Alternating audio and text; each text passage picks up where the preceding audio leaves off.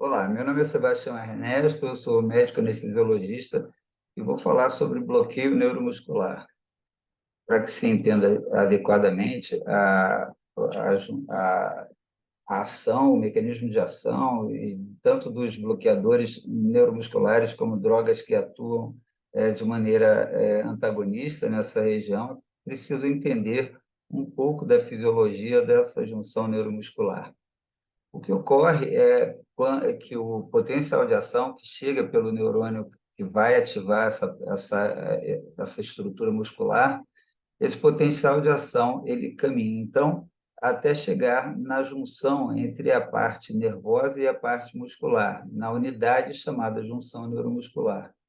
Nesse terminal nervoso, chamado de axônio, ocorre, então, a ativação de alguns canais de cálcio.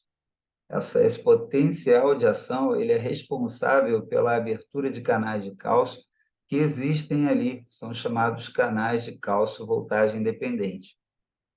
Quando esses canais de cálcio se abrem, pelo gradiente de concentração favorável à entrada do cálcio, já que ele se encontra em maior concentração fora da célula, em relação ao interior das células, então ocorre a entrada de íons cálcio, e quando esse cálcio entra no terminal nervoso, no terminal axônico, como acontece com todas as células que produzem que liberam neurotransmissores, o que ocorre é que aquele cálcio, ao entrar naquele terminal axônico, ele provoca uma série de reações enzimáticas que induzem a aproximação de vesículas contendo neurotransmissores. São as chamadas vesículas pré-sinápticas. Com a aproximação dessas vesículas, elas acabam se acoplando à membrana do axônio e provocam a exocitose do seu conteúdo no espaço que separa essa membrana do axônio da membrana do músculo que vai ser ativado, então. Essa estrutura anatomicamente, microanatomicamente, é definida pela junção, então, de uma membrana do axônio, que é chamada membrana pré-sináptica, o espaço entre ela e a outra membrana, que é a fenda sináptica, e a membrana do músculo, que é a membrana pós-sináptica. Isso configura a junção neuromuscular. Existem uma infinidade de junções neuromusculares nos músculos, né, que vão ser ativados por aquele neurônio, e o que acontece, então, normalmente, é essa ativação via neurotransmissores que são represados, que são estocados nessas vesículas. Além dos neurotransmissores, nesse caso, o neurotransmissor é a acetilcolina, há também nessas vesículas ATP, potássio e outras substâncias. Então, com a ativação desse canal de cálcio, ocorre essa aproximação das vesículas e elas acoplam ali na membrana pré-sináptica e acabam fazendo a exocitose do seu conteúdo na fenda sináptica, como eu falei. Um conhecimento anatômico dessa estrutura axonal mostra que existem alguns grupos de vesículas, as chamadas vesículas de ativação imediata, que são aquelas de liberação imediata, que são aquelas que se encontram bem próximo ali da membrana pré-sináptica.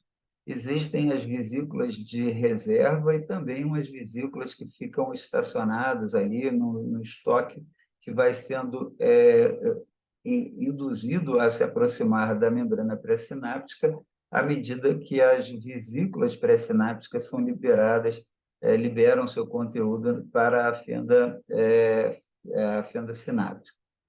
Então, esse conteúdo da vesícula ao ser liberado na fenda sináptica vai fazer com que esse neurotransmissor, a acetilcolina, provoque a ativação da membrana pós-sináptica, que é do músculo, da placa motora, fazendo com que haja a ativação de alguns receptores, os chamados receptores nicotínicos. E ali também, na fenda sináptica, a acetilcolina é submetida à ação da acetilcolinesterase, que destrói a acetilcolina em poucos milissegundos. Além da ação nesses receptores nicotínicos, a acetilcolina também age em receptores pré-sinápticos, também nicotínicos, fazendo com que haja um aumento da liberação de outras vesículas pré-sinápticas, aumentando a capacidade de estimulação da placa motora. Para que haja a ativação desses receptores, os receptores nicotínicos, há necessidade da ligação de duas moléculas de acetilcolina em regiões específicas desses receptores. Esses receptores eles são formados por 5 subunidades, 2 delas são subunidades alfa, e essa subunidade alfa que tem afinidade e especificidade por ligação pela acetilcolina. Então, se houver ligação de acetilcolina em apenas uma subunidade alfa, não vai haver ativação. Mas se houver ligação a 2 subunidades alfa, há a abertura de um canal no interior desse receptor, que é chamado, por isso, receptor ionóforo. Ele é um canal de íon que permite a entrada de sódio e de cálcio, fazendo com que esse sódio, entrando na célula muscular, provoque a aproximação da positividade, já que todas as células excitáveis têm um conteúdo maior de cargas negativas no interior, fazendo com que haja uma eletronegatividade no interior em relação ao exterior, o outro lado da membrana, o lado de fora. Então, quando ocorre a ativação das 2 subunidades alfa, a abertura desse canal iônico e a entrada de sódio vai fazer com que haja a redução dessa eletronegatividade. Se atingir um determinado limiar de ativação, então vai produzir a despolarização sequencial de toda a membrana do músculo, fazendo com que haja, então, a contração desse músculo. Para que haja também essa contração, é importante que haja a entrada do cálcio. O cálcio, ao entrar na célula, vai ativar os receptores de rianodina nos retículos sarcoplasmáticos, que são reservatórios de cálcio. Ao ativar esse receptor de rianodina, o cálcio vai aumentar a sua própria concentração no citoplasma do músculo, fazendo com que haja a ativação da contração muscular através da interação entre as proteínas contráteis actina e miosina.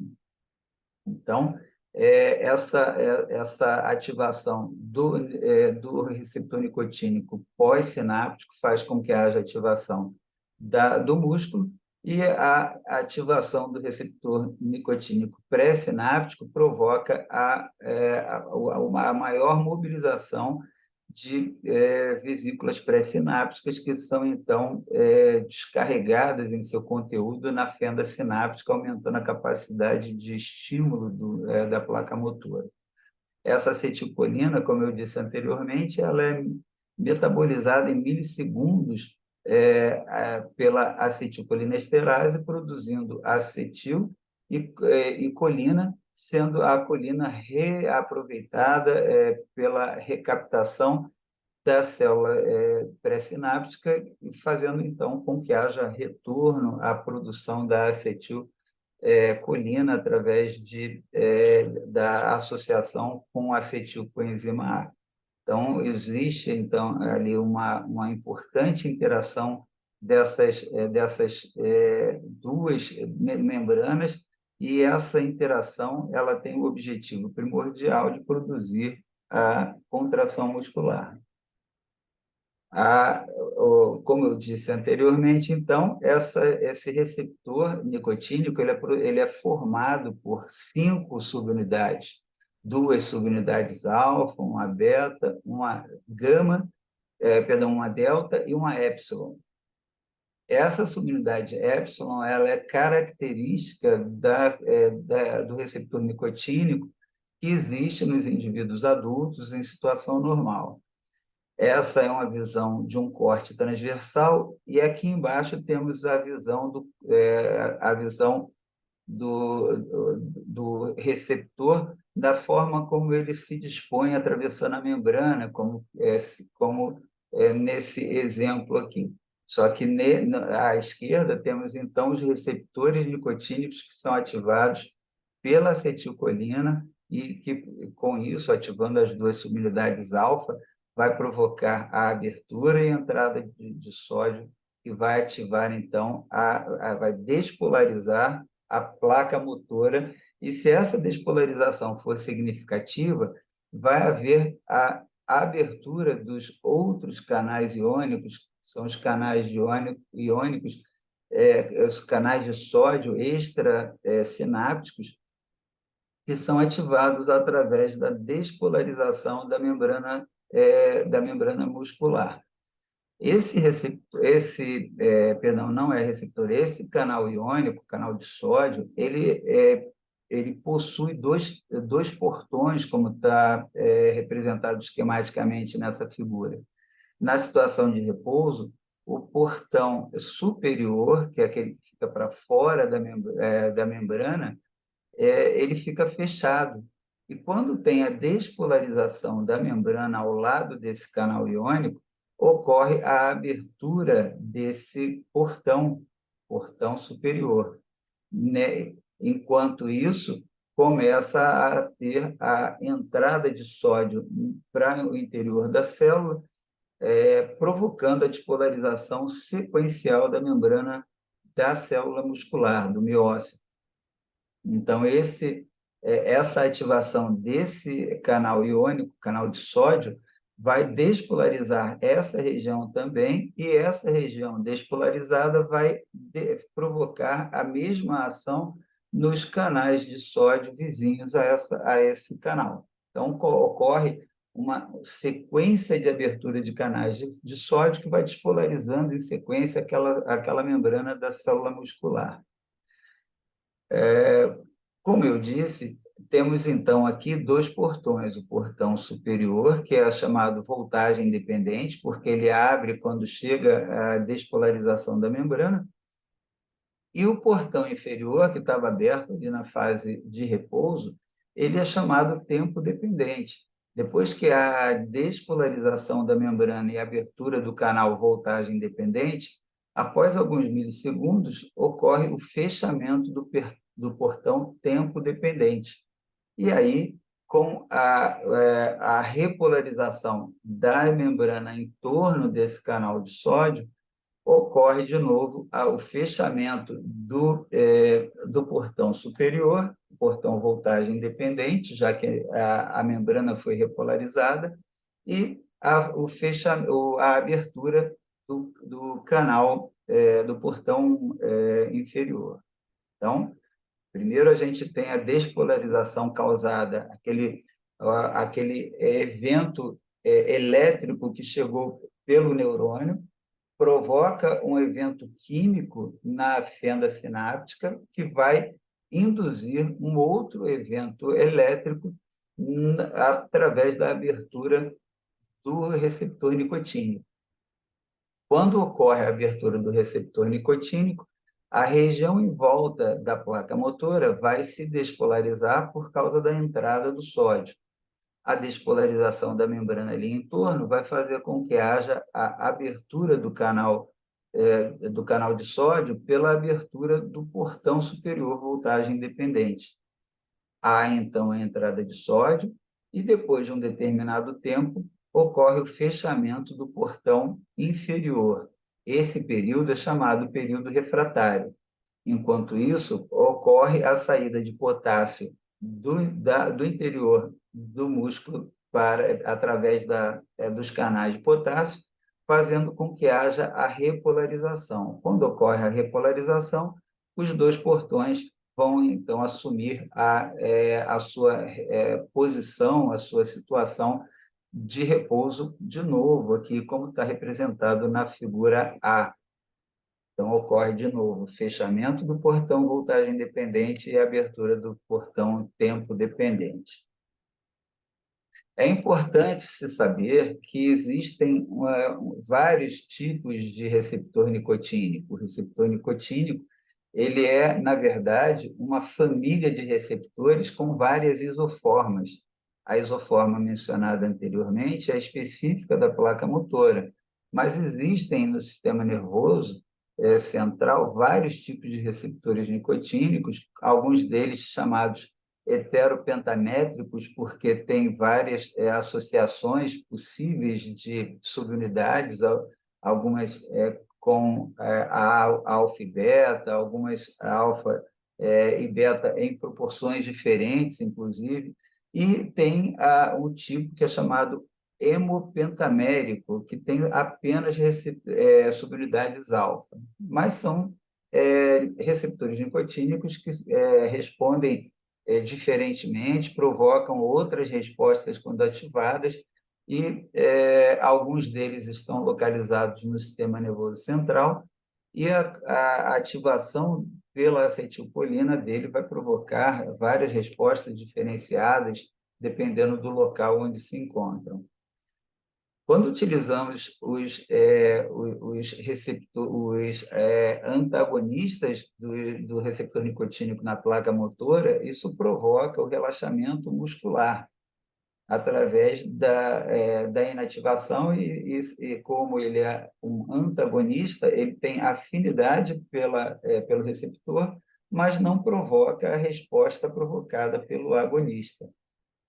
Quando temos que reverter a ação do antagonista, do bloqueador neuromuscular, usamos com frequência substâncias que impedem a metabolização da acetilcolina pela acetilcolinesterase.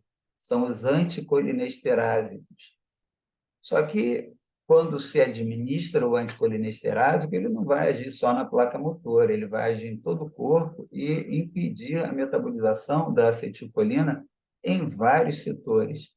E quando a gente utiliza principalmente utilizando a neostigmine, que praticamente o anticolinesterase universalmente, ou quase universalmente utilizado na reversão do bloqueio neuromuscular, isso vai ser melhor explicado em vídeos subsequentes, ocorre o aumento da população de acetilcolina em outras regiões, e algumas regiões são portadoras de receptores muscarínicos que também são ativados pela acetilcolina.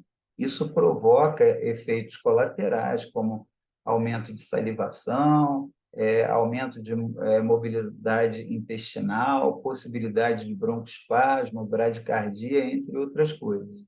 Então, devido a esses efeitos colaterais, se associa uma substância chamada anticolinérgico, principalmente a atropina ou o pirrolato também pode ser utilizado, substâncias que vão impedir aquela resposta excessiva em territórios muscarínicos que induziriam essas respostas colinérgicas, parasimpáticas, vagais, de desconforto e, em certas ocasiões, de até risco para o paciente.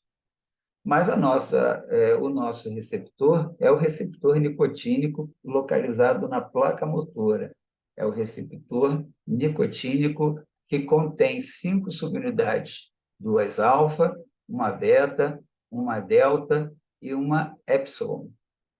Mas, na fase embrionária, esses receptores eles são bastante diferentes, eles não ficam localizados na vida fetal, na placa motora que ainda não se desenvolveu. E eles também são produzidos sem a subunidade epsilon. Essa subunidade epsilon no receptor nicotínico imaturo não existe.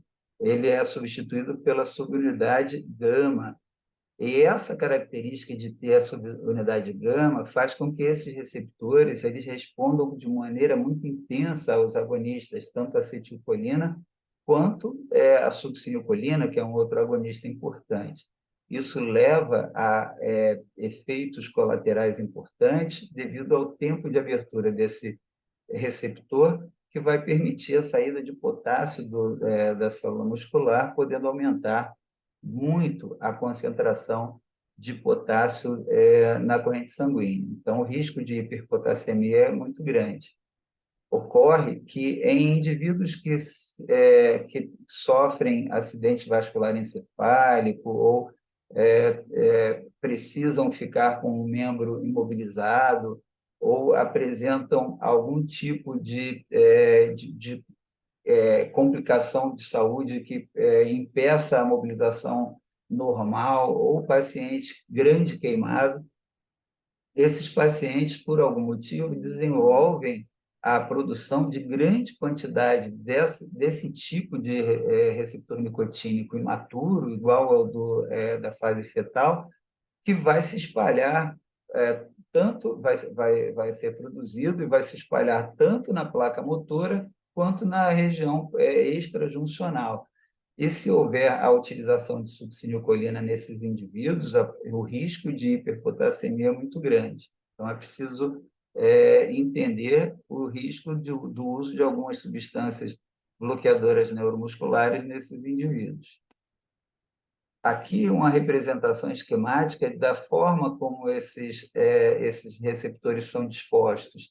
Eles atravessam a membrana muscular na placa motora, uma parte fica para fora, uma parte fica para dentro, e o sítio de ligação com a acetilcolina fica para fora da célula, e ao ser ativado, ele provoca a abertura dessas estruturas que são, na verdade, proteínas transmembrana que formam esse canal iônico. Então, com a ligação da acetilcolina, ocorre a abertura de um canal central que faz a passagem do sódio para dentro da célula e do potássio para fora da célula. Então, aqui algumas representações esquemáticas para algum nível de entendimento da microanatomia desses receptores. Aqui, de novo, representando a ligação da acetilcolina no sítio de ligação da subunidade alfa. Se houver ligação a apenas um dos receptores, apenas uma das subunidades alfa, não há abertura. Mas se ligar uma acetilcolina em cada uma das subunidades alfa, ocorre a abertura do canal e a ativação da placa motora, daquela região da membrana do músculo que compõe a junção neuromuscular. Bom, esse foi um início de comentário, de abordagem da fisiologia da junção neuromuscular. Espero que tenham gostado. A partir do próximo vídeo, a gente começa a falar dos bloqueadores neuromusculares de uma forma mais intensa e detalhada.